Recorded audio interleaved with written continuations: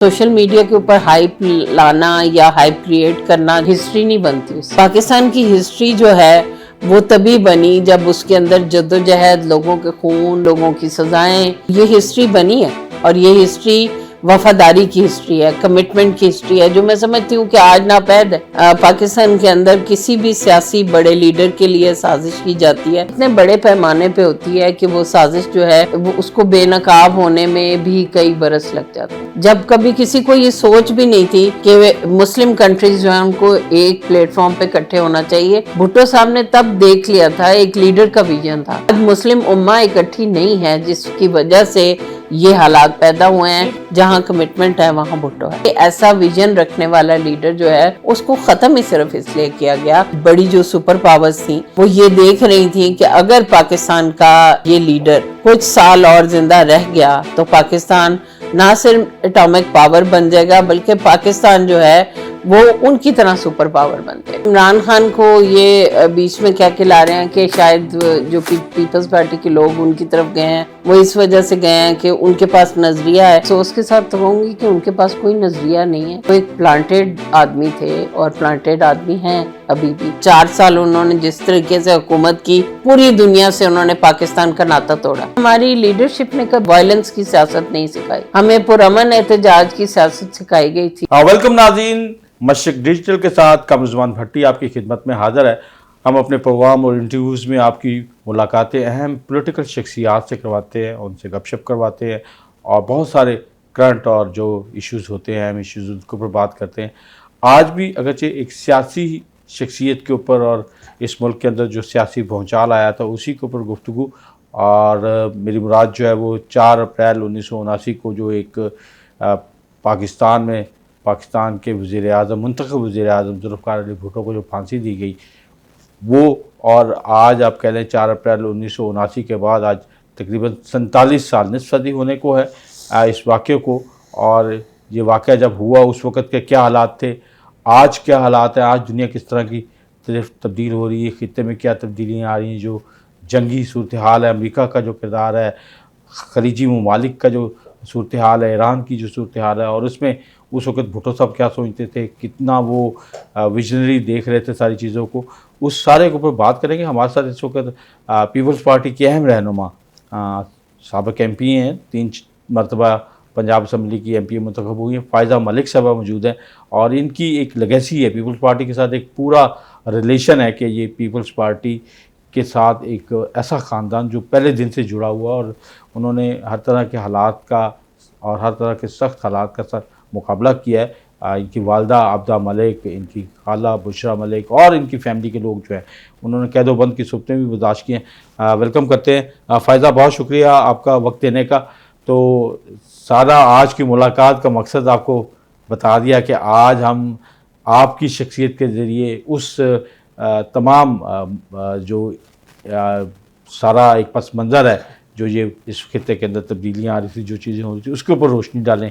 भुट्टो साहब की शख्सियत जो है, उनके साथ जो जुल्म किया गया, उनको जो फांसी दी गई और इस खित्ते के अवाम से एक जो हक़ था वो छीना गया, जो जबर का दौर था, वो जो सारी चीज़ें हैं उसके ऊपर और जद्दोजहद के ऊपर थोड़ी सी आप रोशनी डालें। बहुत आप थोड़ा बस ये बताएं कि जब 4 अप्रैल 1979 को फांसी हुई तो आप तो गालिबा बहुत छोटी होंगी, वालदा आपकी, तो क्या मंज़र था, क्या सूरत हाल थी? माशाल्लाह लगा हुआ था, तो क्या हालात थे? सबसे पहले तो अस्सलाम वालेकुम, और बिल्कुल आपकी बात को आगे करूँगी मैं। बहुत ही मुश्किल टाइम था वो एक, और बेशक मेरा बचपन था लेकिन वो जो हार्डशिप मैंने देखी थी उस बचपन में, वालदा जब माशाल्लाह था, ज़ाहिर है तो एक स्ट्रगल थी उनकी ज़ुल्फ़िकार अली भुट्टो शहीद की रिहाई के लिए, उनकी उसके लिए कि एक जो फाइट कर रहे थे पीपल्स पार्टी के वर्कर्स, और जो उन्होंने एक सारा मोमेंटम बनाए रखा थ्रू आउट माशाल्लाह के, अपनी एफर्ट का कि किसी भी तरीके से अपनी जद्दोजहद को बंद ना करें और उसे चलाते रहें। और जिस मुश्किल टाइम में जब फैसिलिटीज़ भी नहीं होती थी, 2-4 अखबारात होते थे, PTV होता था बस, इसके अलावा नहीं। और जो आज जिस तरह मीडिया है, जिस तरह आज पब्लिकेशन है, چینلز ہیں، مطلب ہر چیز جو ہے وہ چینج ہے. وہ زمانہ مجھے لگتا ہے کہ اگر آج کا زمانہ یا ہم لوگ اس ٹائم میں ہوتے تو شاید ہم سروائیو نہ کر پاتے. یعنی وہ اتنا مشکل دور تھا، اور اس مشکل دور میں خواتین اور مرد ایک برابر ان کی سیاست کا انداز تھا. وہ کبھی نہ ڈرے تھے، نہ کبھی جھکے تھے، نہ کبھی بکے تھے، اور ان کا ایک ہی مشن تھا ذوالفقار علی بھٹو کو قید سے چھڑانا اور ان کو رہائی دلانا، تاکہ وہ اس پاکستان کی بہتری کے لیے. اچھا، آپ نے بات کی اس وقت وائبرنٹ میڈیا نہیں تھا آج جتنا ہے، تو اگر اس وقت آج کا میڈیا ہوتا تو کیا بھٹو صاحب کو جو ہے وہ پھانسی ہوتی؟ کیا ان کی حکومت کا تختہ الٹا جاتا؟ کیا ایسے حالات ہوتے؟ کیونکہ اب تو مطلب اگر دوسری طرف دیکھا جائے تو وہ تو جو ہمارے پی ٹی اے کے قائدین ہیں، ان کے کارکنان ہیں، وہ بہرحال اپنا ایک نیریٹو لے کر سوشل میڈیا کے اوپر چلتے ہیں اور ان کو خاصی پذیرائی بھی ملتی ہے. دیکھیں، سوشل میڈیا کے اوپر ہائپ کریٹ کرنا مقصد نہیں ہے. مقصد یہ ہے کہ ریالٹی کیا ہے اور ریالٹی کی بیس کیا ہے. ریالٹی کی بیس ہے جدوجہد، اور جو پاکستان کی سیاست ہے وہ آپ سے کنٹریبیوشن مانگتی ہے. سوشل میڈیا کے اوپر ہائپ لانا یا ہائپ کریٹ کرنا جو ہے وہ مقصد لوگوں کا حل ہو جاتا ہوگا وقتی طور پہ، لیکن ہسٹری نہیں بنتی اس سے. پاکستان کی ہسٹری جو ہے وہ تبھی بنی جب اس کے اندر جدوجہد، لوگوں کے خون، لوگوں کی کوڑے، لوگوں کی سزائیں، تو یہ ہسٹری بنی ہے. اور یہ ہسٹری وفاداری کی ہسٹری ہے، کمٹمنٹ کی ہسٹری ہے، جو میں سمجھتی ہوں کہ آج ناپید ہے. کمٹمنٹ اور وفاداری جو ہے سیاسی جماعتوں کے اندر بہت کم رہ گئی ہے. گنے چنے لوگ ہیں جو کمیٹڈ ہیں اور جنہوں نے اپنی پارٹی نہیں بدلی، اور وہ ایک ہی جگہ پہ اپنی پارٹی کے ساتھ وفادار کھڑے ہیں.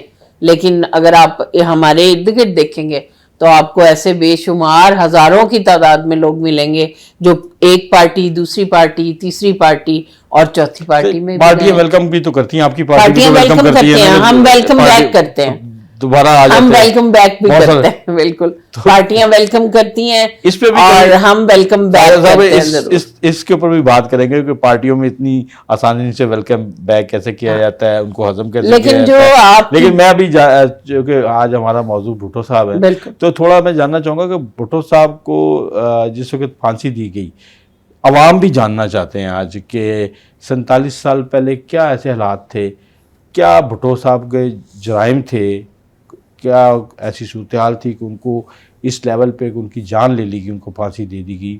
اگرچہ اب عدالت نے خود اس کو ایک تسلیم کیا اپنے فیصلے میں کہ وہ جو تھا وہ فیصلہ میرٹ پہ نہیں تھا، تو اس وقت کیا ایسے حالات تھے کہ وہ پھانسی ناگزیر تھی؟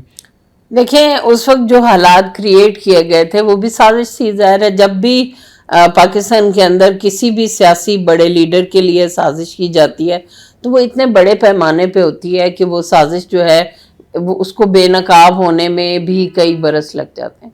اور آپ نے دیکھا کہ بھٹو صاحب کا بھی جو فیصلہ ہے عدالتی قتل کا، وہ جب سامنے آیا تو اس کو کتنے سال گزر گئے. مطلب صدیاں گزر جانے کے بعد کسی انسان کو انصاف ملے. اور اس سے پہلے ہمیشہ جو مخالف ہیں وہ پروپیگنڈا کرتے رہے. اور جو بھٹو صاحب کی جو خارجہ پالیسی تھی اس کی وجہ تھی یہ پھانسی. یہ مطلب اس لیے نہیں تھی کہ کوئی پاکستان میں انہوں نے کوئی ایسی غلطی یا گناہ کیا تھا جس کی وجہ سے ان کو قید ہوگی اور انہوں نے پھانسی دی گئی. بھٹو صاحب کا جو انٹرنیشنلی ایک وقار اور روب اور دبدبہ تھا، اور جس طرح انہوں نے امت مسلمہ کو اکٹھا کیا اس ٹائم میں، جب کبھی کسی کو یہ سوچ بھی نہیں تھی کہ مسلم کنٹریز جو ہیں ان کو ایک پلیٹ فارم پہ اکٹھے ہونا چاہیے.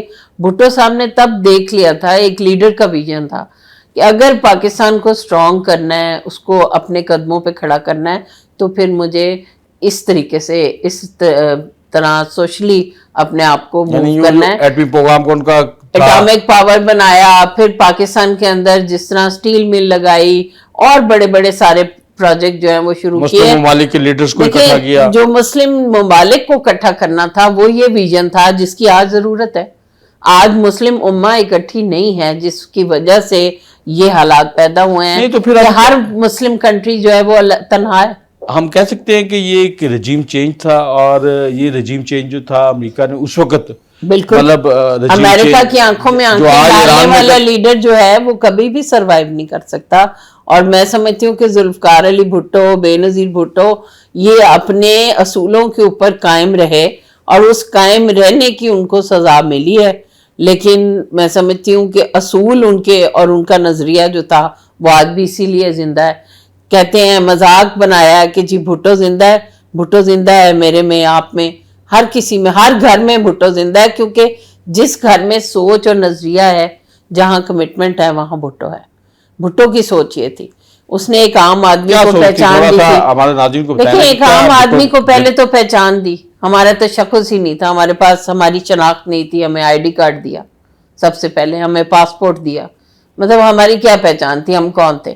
ہمارے ملک سے ہمارا جو ہنر تھا اس کو باہر کے ملکوں سے بات چیت کر کے باہر لے کے گئے تاکہ زر مبادلہ آ سکے.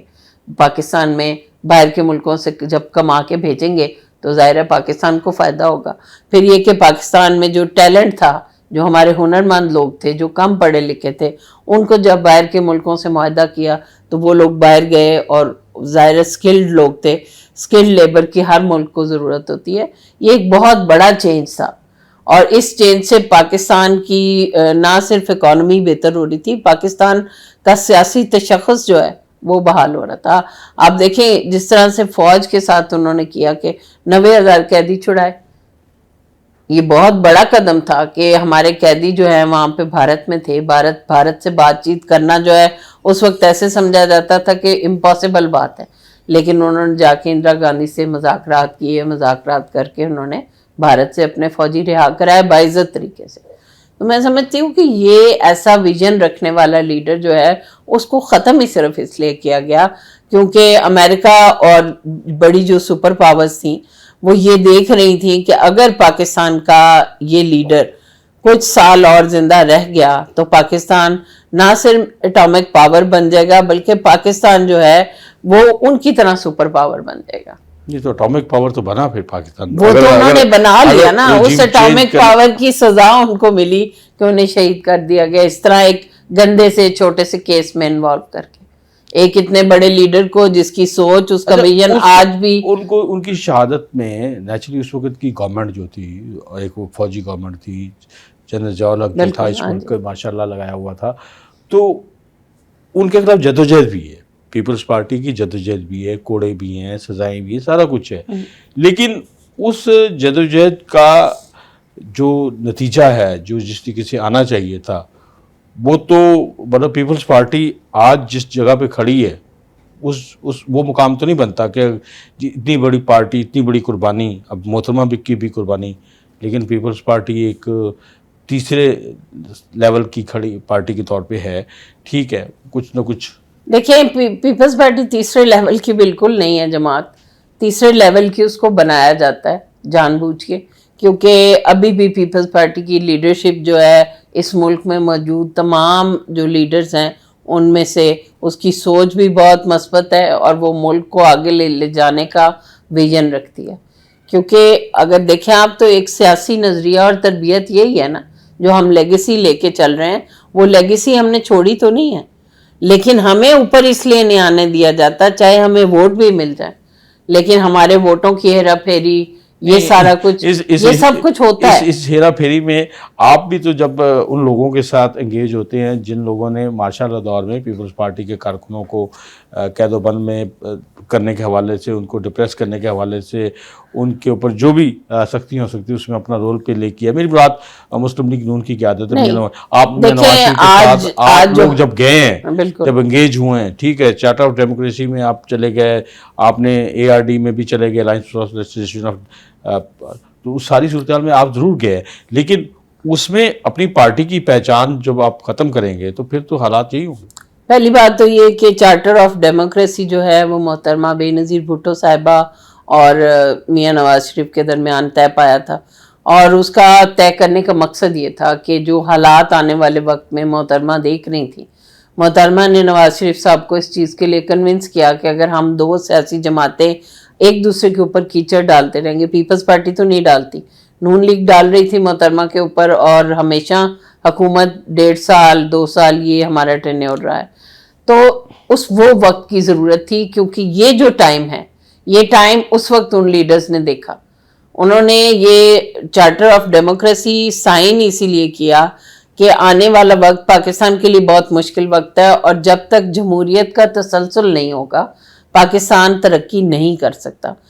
ڈیموکریسی ہر حال میں بہتر ہے ڈکٹیٹرشپ سے، ہر لحاظ سے بہتر ہے. ٹوٹی لولی لنگڑی بھی اگر آپ جمہوریت کہتے ہیں، اس کی کنٹینیوٹی جو ہے وہ ملک کو فائدہ بھی دیتی ہے اور ملک کو ترقی کے ٹریک پہ بھی لے کے آتی ہے. ہم اپنے انٹرویو کو آگے بھی بڑھائیں گے، اور ابھی فی الحال ایک وقفے کے بعد دوبارہ آتے ہیں اور اسی سے دوبارہ بات کرتے ہیں. کیا آپ بھی ان ہزاروں لوگوں میں شامل ہیں جو بہتر مستقبل کی تلاش میں ہیں لیکن پریشان ہیں کہ کون سا ہے درست راستہ، کس کا انتخاب کیا جائے؟ کیا آپ بیرون ملک تعلیم حاصل کرنا چاہتے ہیں یا بزنس امیگریشن کا خواب دیکھتے ہیں؟ پرماننٹ سیٹلمنٹ سوچ رہے ہیں یا وزٹ ویزا اپلائی کرنا چاہتے ہیں لیکن پریشان ہیں کہ اعتماد کس پر کریں، کیونکہ ہر طرف ہے غلط معلومات اور کچھ پتہ نہیں کہ کون ہے آپ کے مستقبل کے ساتھ ایماندار. اسی کنفیوژن، بے یقینی اور اندھیرے کو ختم کرنے کے لیے مشرق ڈیجیٹل لا رہا ہے آپ کے لیے ایک منفرد پروگرام جس کا نام ہے میرا مستقبل. ناظرین، یہ کوئی عام پروگرام نہیں بلکہ ایک پلیٹ فارم ہے رہنمائی کا، اور بنے گا اعتماد کی پہچان. یہ ہوگا آپ کے مستقبل کی طرف درست سمت متعین کرنے کے لیے آپ کا بااعتماد ساتھی. پروگرام میرا مستقبل میں ماہر کنسلٹنٹ کریں گے آپ کی کریئر کاؤنسلنگ تاکہ آپ کا مستقبل صحیح چنا جائے. آپ جان سکیں گے بیرون ملک تعلیم کے حقیقی مواقع، سکلڈ امیگریشن کے اصل ضابطے، بزنس امیگریشن کے قانونی راستے اور وزٹ ویزا کے درست اور محفوظ طریقے. یہ سب کچھ دیکھنا نہ بھولیے گا پروگرام میرا مستقبل میں ہر جمعہ کی رات 8 بجے صرف مشرق ڈیجیٹل پر. ویلکم ناظرین، ابھی ہم دوبارہ وقفے سے واپس آئے تو بات کرتے. آپ نے ابھی جس طریقے سے کہا کہ سارا جو مسلم لیگ نون کی قیادت کے ساتھ میاں نواز شریف کے ساتھ سارا یہ معاہدہ کیا گیا وہ صرف ملک میں جمہوریت کے لیے کیا گیا. اچھا، تو وہ بات ایک حد تک آپ کی ٹھیک ہوگی، لیکن جب پیپلز پارٹی کا کارکن دیکھتا ہے تنقیدی پوائنٹ آف ویو سے، وہ یہ دیکھتا ہے کہ ایک طرف اتنے ریلیکس، اتنا کہ اپنی پارٹی کی شناخت بھی ختم ہو، دوسری طرف پھر میمو گیٹ میں نواز شریف صاحب پہنچ جاتے ہیں.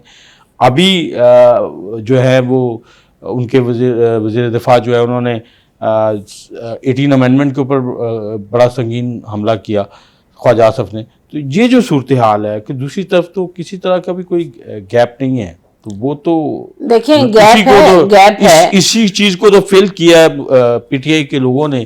لوگ سارے پیپلز پارٹی کے سارے جو ہے ان کی میجورٹی عمران خان کے ساتھ اور ان کے لوگوں کے ساتھ ہے. اچھا، ایسا نہیں ہے. آپ عمران خان کو یہ بیچ میں کہہ کے لا رہے ہیں کہ شاید جو پیپلز پارٹی کے لوگ ان کی طرف گئے ہیں وہ اس وجہ سے گئے ہیں کہ ان کے پاس نظریہ ہے. تو میں افسوس کے ساتھ کہوں گی کہ ان کے پاس کوئی نظریہ نہیں ہے. وہ ایک پلانٹیڈ آدمی تھے اور پلانٹیڈ آدمی ہیں ابھی بھی، اور کافی حد تک ابھی بھی پلانٹیڈ ہیں. کس حوالے سے پلانٹیڈ ہے تھوڑا سا ہمارے ناظرین کو بتائیں کہ کیا ان کی. دیکھیں، ہم اب اس میں جائیں گے تو ہم اپنے اصل موضوع سے ہٹ جائیں گے. یہ تو اب پروف ہو چکا ہے کہ ان کو کون کون سے جرنیل جو ہیں انہوں نے پلانٹ کیا، کس طرح انہوں نے چلایا. 4 سال انہوں نے جس طریقے سے حکومت کی، پوری دنیا سے انہوں نے پاکستان کا ناطا توڑا. تو یہ مطلب اگر ہم یہ باتیں کریں گے تو آج کا جو ہمارا موضوع ہے ہم اس سے ہٹ جائیں گے.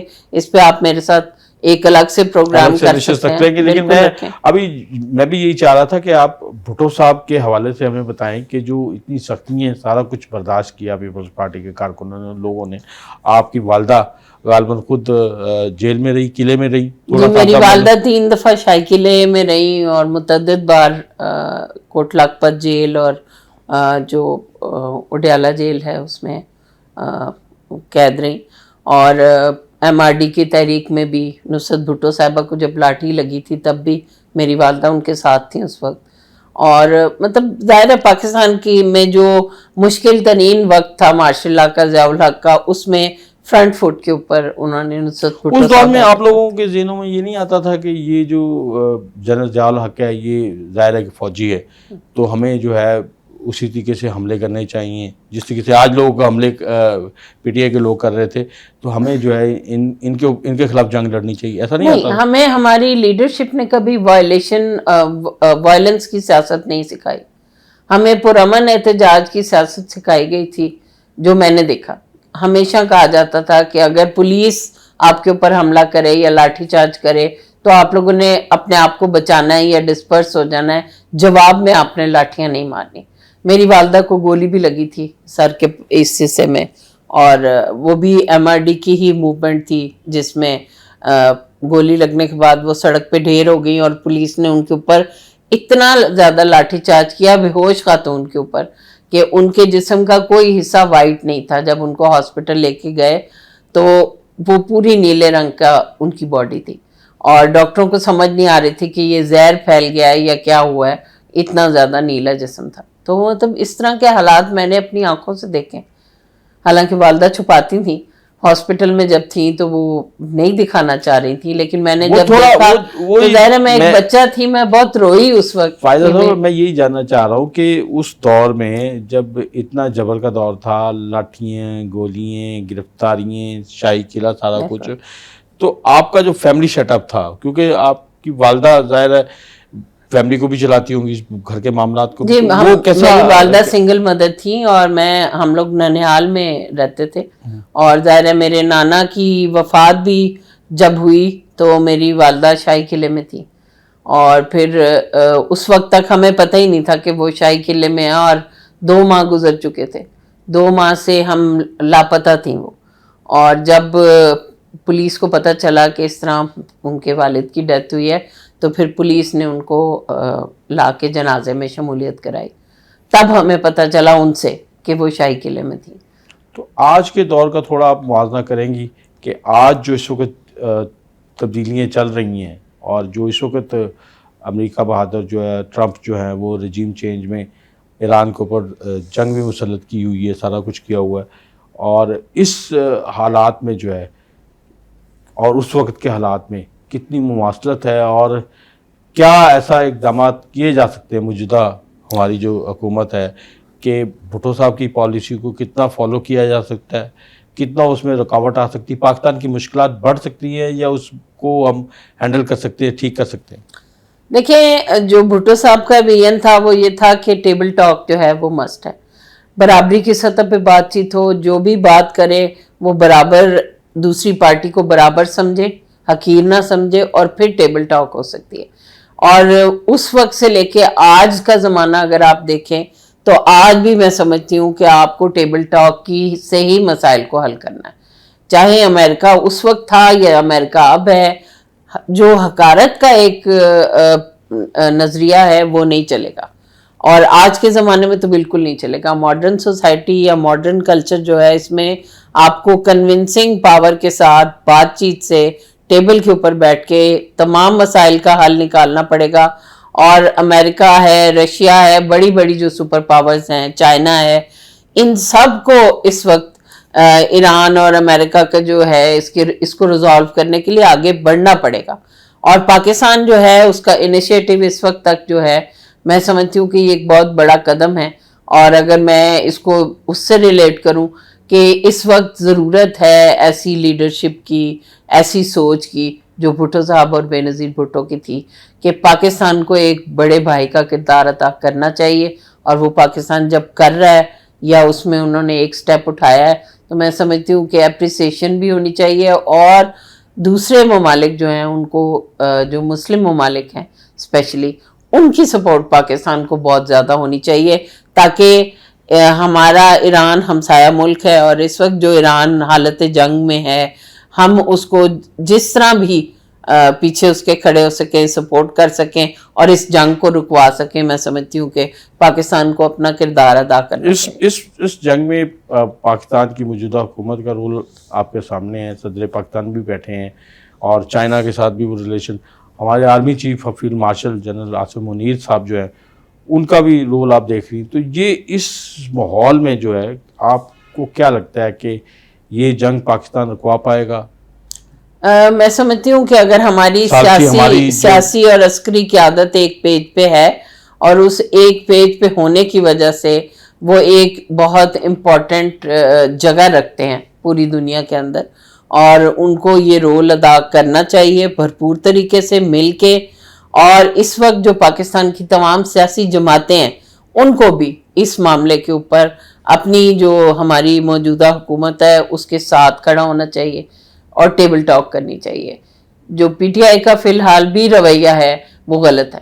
حکومت اگر ان کو دعوت دے رہی ہے، ان کیمرہ بریفنگز کے لیے بلا رہی ہے، سچویشن کے اوپر بریف کرنا چاہتی ہے اور وہ نہیں جاتے، تو میں سمجھتی ہوں اس وقت وہ ٹھنڈے ہی ہیں، کوئی نہیں بے شک ٹھنڈے ہوں. دیکھیں جو پارلیمنٹ کے اندر بریفنگز ہوتی ہیں وہ پارلیمنٹ کے اندر ان کیمرہ بریفنگ بہت سینسٹیو ہوتی ہے، اور اس کے اندر جب تمام سیاسی جماعتیں جو پارلیمنٹ کے اندر موجود ہیں ان کو جب بلایا جاتا ہے تو ان کو تمام جماعتوں کو اس میں پارٹیسپیٹ کرنا چاہیے.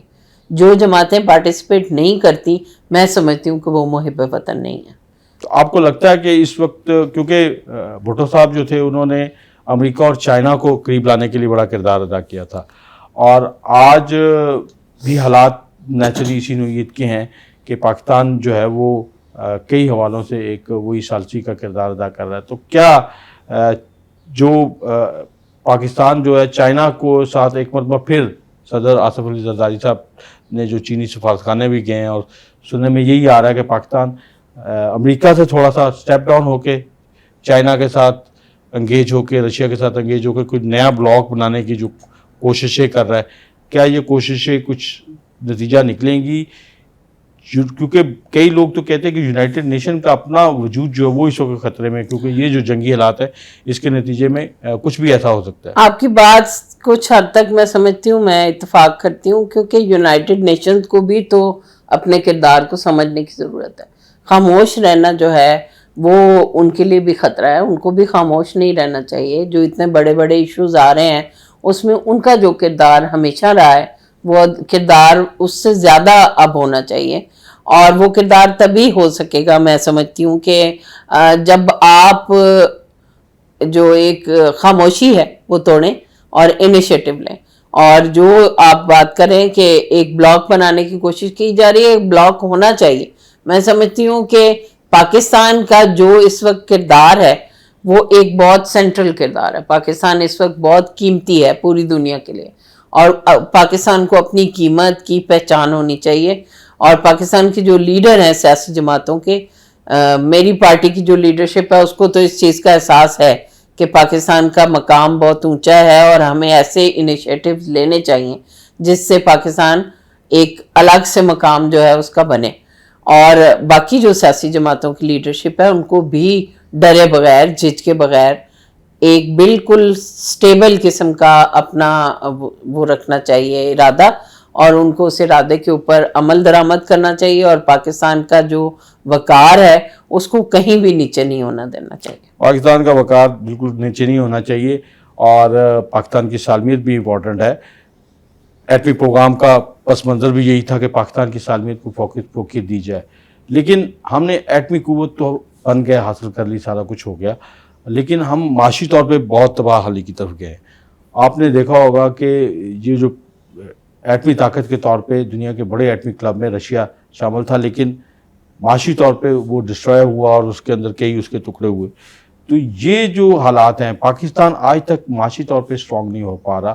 یہاں پہ مہنگائی روز ایشو ہوتا ہے، لڑائی ایران کی چل رہی ہے کہ اور خلیجی ممالک میں چل رہی ہے، مہنگائی کا طوفان جو ہے وہ پاکستان کے اندر آیا ہوا ہے. تو لوگ اس حوالے سے بھی تھوڑا سا پریشان ہیں کہ اس صورتحال کو کون سی حکومتیں ایڈریس کریں گی، کون ایسے لوگ ہوں گے جو ایڈریس کریں گے.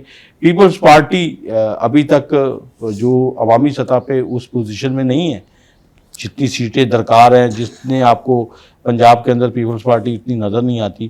تو کیا ایسے حالات ہوں گے کہ پیپلز پارٹی اگر اپنی سوچ ایسی ہی رکھتی ہے تو اس کے نتیجے میں کچھ پاکستان کے اندر کوئی مضبوط معیشت کی کوئی تبدیلی لائے؟ دیکھیں معاشی طور پہ استحکام تو اسٹیبلٹی سے آتا ہے.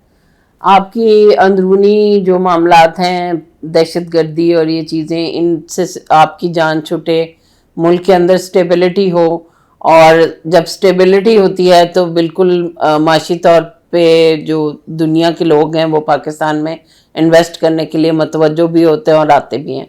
اور ابھی آپ نے دیکھا ہے کہ چائنا کے ساتھ ہماری جو سارا شراکت داری ہے اس میں بھی ڈیلے اسی لیے ہو رہا ہے کہ پاکستان کے اندر خارجی طور پہ جو ہمیں تحفظات اور خدشات ہیں دوسرے ملکوں سے، اپنے ہمسایہ ممالک سے، انڈیا سے خاص طور پہ، جیسے جنگ کی کیفیت رہی، تو ایسی سچویشنز کے اندر جو معاشی اسٹیبلٹی ہے وہ نہیں ہوتی، وہ آپ کے حالات خراب کرتی ہے، اور جو غیر ملکی زر مبادلہ ہے وہ بھی آپ کے پاس نہیں آتا، فورن انویسٹر نہیں آتا آپ کے پاس، کوئی فیکٹریاں نہیں لگتی، ہر چیز میں رکاوٹ آ جاتی ہے نا. اور پھر جو ابھی دہشت گردی کی لہر ہے ایک بار پھر دوبارہ ملک کے اندر، اس کو بھی ہمیں اپنے سامنے رکھنا چاہیے. اور جو دوسری بات آپ نے کی کہ پیپلز پارٹی اپنی جگہ پہ رہے گی، اور وہ اپنی جو ہماری جو پالیسیز ہیں ان کو ہم بالکل، اگر ہمیں موقع ملے گا ہم امپلیمنٹ کریں گے. لیکن جو مہنگائی کی آپ بات کر رہے ہیں، جب پوری دنیا جنگ کی لپیٹ میں ہے، پوری دنیا اس وقت مہنگائی کے سیلاب کے اندر بہ گئی ہے، پوری کہیں بھی آپ تو ہم چلے یہ جائیں. نہیں کہہ سکتے، لیکن سب یہ سے دیکھیں، زیادہ پاکستان کو دیکھیں نا، جیسے ابھی پیٹرول مہنگا ہوا، پیٹرول مہنگا پوری دنیا میں بعد میں دنیا میں ہوا، راج پھر ان لوگوں کا ہو گیا پاکستان نا میں فائدہ صاحبہ. پھر اس کا مطلب یہ ہے کہ پوری دنیا میں ان لوگوں کا راج ہے جو لوگ انویسٹر کو، سرمایہ داروں کو، ان کے مفادات کو تو پروٹیکٹ کرتے ہیں. غریب آدمی، عام آدمی کے مفادات کو پروٹیکٹ کرنے کی کوئی پالیسی نہیں ہے پوری دنیا میں جن کی حکومتیں ہوں گی. ٹھیک ہے نا؟ ایک یہ بھی دیکھیں کہ وہاں مہنگائی ہوتی ہے تو وہاں پہ حکومت یہ ڈیبیٹ ہے. لیکن میں صرف اس وقت یہ جاننا چاہوں گا کہ مطلب اتنی بڑی قربانی ہے، بھٹو صاحب کی قربانی، بے نظیر بھٹو صاحب کی قربانی، مرتضیٰ بھٹو، میر شاہ نواز بھٹو اور سارا پیپلز پارٹی کے سینکڑوں کارکنان جو ہے انہوں نے جیلوں میں گرفتاریاں دی ہیں، سارا کچھ دیا، اتنا بڑا آپ کہہ لیں قربانی کی داستان ہے.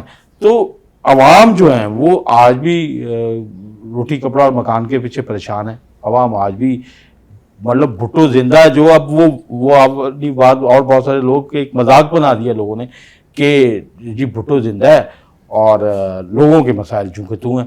تو کیا اسی طریقے سے زندہ رکھیں گے یا ان کے نظریے کے فروٹس جو ہیں وہ عوام کو مل سکے، کوئی ایسی چیز جس کے نتیجے میں لوگ کہیں کہ ہاں واقعی اس نظریے کے مطابق کام ہو رہا ہے؟ دیکھیں، جو آپ بات کر رہے ہیں وہ اگر میں اس کو اس طرح لے کے جاؤں کہ سندھ میں ہماری حکومت ہے، سندھ میں صحت اور تعلیم جو ہے اس کو ہم نے اپنے جتنے بھی ہمارے ٹینیور ہوئے اس میں ہم نے 110% امپروو کیا. اس وقت سندھ میں جو ہاسپٹلز ہیں، سندھ میں جو جس طرح سے اسکولوں اور کالجز کی تعداد میں اضافہ ہوا، ٹیچرز کی تعداد میں اضافہ ہوا، میں سمجھتی ہوں کہ یہ پیپلز پارٹی کی پالیسیز کا رزلٹ ہے. اور اگر پیپلز پارٹی ملک کے باقی حصوں میں بھی، وفاق میں بھی جب بھی حکومت میں آتی ہے تو ہمیشہ عوامی پالیسیز کو سامنے رکھتے ہوئے ہم اپنی پالیسی اور اپنا جو منشور ہے اس کو آگے لے کے بڑھتے ہیں. اور آپ نے دیکھا کہ جب ہماری 2008 میں حکومت آئی تھی تو سب سے زیادہ تنخواہیں پیپلز پارٹی کے دور میں بڑھتی ہیں، سب سے زیادہ نوکریاں، پڑھے لکھے نوجوان جو ہیں ان کو روزگار ملتا ہے پیپلز پارٹی کے دور میں. اور جب تنخواہیں بڑھتی ہیں تو ایک عام آدمی جو ہے اس کی زندگی بہتر ہوتی ہے، امپروو ہوتی ہے. مہنگائی بھی بے شک بڑھ رہی ہوتی ہے، لیکن جب آپ کے گھر میں پیسے آ رہے ہوتے ہیں تو آپ کی زندگی کا معیار جو ہے وہ بہتری کی طرف جا رہا ہوتا ہے. تو میں سمجھتی ہوں کہ ہم اپنی پالیسیز کو عوامی پالیسیز بنا کے لے کے چلتے ہیں. ہم نے کبھی یہ نہیں کیا کہ ہم تاجروں کی یا بڑے بڑے سرمایہ داروں کی پالیسیز جو ہیں وہ لے کے آئیں. ہم وہ پالیسیز لے کے آتے ہیں جو ایک عام آدمی کی زندگی میں ایلیویشن لے کے آتے ہیں. اس ملک کا سب سے پسا ہوا طبقہ ہے عورتیں. BISP کا پروگرام دینے کا مقصد ہی یہ تھا کہ ایک وہ عورت جو گھر میں بیٹھی ہوئی ہے اور جس کے اختیار میں اپنے خاوند کی کمائی بھی نہیں ہے، اس عورت کو خود کفیل کیا گیا اور اس کو یہ اختیار دیا گیا کہ وہ اپنے ہاتھ سے اپنے بچوں کے اوپر یا ان کی تربیت کے اوپر یا گھر کے اوپر پیسے خرچ کریں. لاسٹلی آپ کیا کن الفاظ میں بھٹو صاحب کو ٹریبیوٹ پیش کریں گی اور کیا کہیں گی؟ کہ دیکھیں، میں یہی کہہ سکتی ہوں کہ چراغ دکھانے کے مترادف ہے بھٹو صاحب کی شخصیت کو. میں ایسا لیڈر کبھی پیدا ہوا نہیں اور نہ ہوگا. اور ذوالفقار علی بھٹو بائی برتھ ایک इतना विजन रखने वाले इंसान थे। मोहतरमा बेनज़ीर भुट्टो साहिबा ने ये प्रूव किया कि अगर जुल्फ़िकार अली भुट्टो के 4 बच्चों में से उन्होंने सिर्फ मोहतरमा को अपनी लेगेसी जो है वो कैरी करने की इजाज़त दी, तो उसकी वजह थी क्योंकि मोहतरमा की वो सोच थी, वो विजन जो वो फॉलो करती थी अपने फादर को, और वो सीखती थी। उनके अंदर ये चीज़ थी कि वो अपने फादर को देख के उनकी चीज़ों को ऑब्ज़र्व करके सीखती थी, और 17 साल की उम्र में वो पॉलिटिक्स में आई और वो एक ऐसा लीडर बन गई थी कि जैसा लीडर जुल्फ़िकार अली भुट्टो थे। और हमारी बदकिस्मती है पाकिस्तानी कौम की कि जब भी हमारे पास ऐसा कोई लायक और अच्छी सोच और विजन रखने वाला लीडर आता है, हम उसे अपनी नाअहली की वजह से खो देते हैं, हम उसकी हिफाजत नहीं कर पाते। जी, बहुत शुक्रिया आपका वक्त देने का। आज चूँकि जुल्फ़िकार अली भुट्टो साहब की बरसी के हवाले से हमने ये प्रोग्राम मैनेज किया था, तो उन्हीं की शख्सियत को हमने ज़्यादा फोकस किया। थोड़ा बहुत हल्का फुल्का पीपल्स पार्टी का तनकीदी जायज़ा भी जो है वो फ़ायदा मलिक साहिबा से हमने लेने की कोशिश की, लेकिन इन्होंने अपना नुक्ता नज़र भी बयान किया।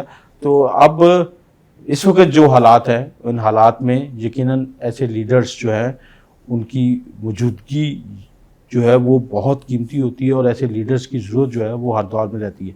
पाकिस्तान को भी ऐसे ही लीडर्स की ज़रूरत है जो इन हालात में, जो कि सख्त तरीन हालात है, मुश्किल तरीन हालात, उसको आगे लेके चले। और इस वक्त जो है जो मुल्क के अंदर क़यादतें मौजूद हैं वो सारी यकीनन पाकिस्तान के हालात को सामने रख के चीज़ों को आगे लेके चल रही हैं। और देखें कब हालात ठीक होते, लेकिन सोच जो है वो यकीनन वही अपनानी होगी जो सोच जो है जुल्फ़िकार अली भुट्टो ने और इन जैसे दीगर लीडर्स ने अपनाई, और यकीनन उसका ही नतीजा है कि पाकिस्तान इस वक्त भी महफूज हाथों में है। एटमी प्रोग्राम के हवाले से, बाकी सूरत हाल के हवाले से। इजाज़त दीजिए, अल्लाह हाफिज़।